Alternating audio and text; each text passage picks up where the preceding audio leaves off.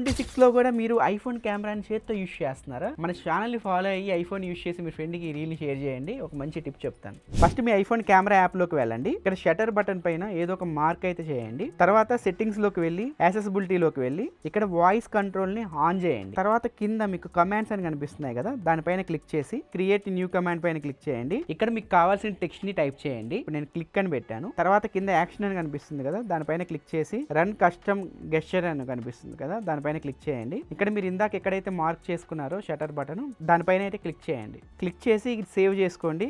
Command కూడా save చేసుకోండి. ఇప్పుడు చూడొచ్చు మీ కెమెరా యాప్లోకి వెళ్తే క్లిక్.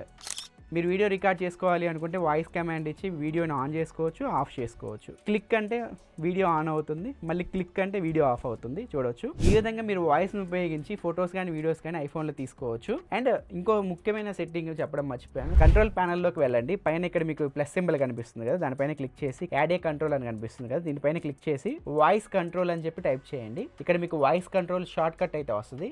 దాన్ని మీరు కంట్రోల్ ప్యానల్లో యాడ్ చేసుకోండి. యాడ్ చేసుకున్న తర్వాత ఇప్పుడు మీరు ఎప్పుడైతే వాయిస్ కమాండ్ ఇవ్వాలి కెమెరా యాప్కి అనుకుంటున్నారో అప్పుడు దీన్ని ఆన్ చేసుకోండి. వాయిస్ కమాండ్ వద్దు అనుకున్నప్పుడు దీన్ని ఆఫ్ చేసుకోండి. ఆన్ చేసుకుంటే మీరు కెమెరా యాప్ ఓపెన్ చేసి క్లిక్ అంటే ఫోటో వీడియోస్ అయితే తీస్తుంది. ఆఫ్ చేసుకుంటే తీయదు.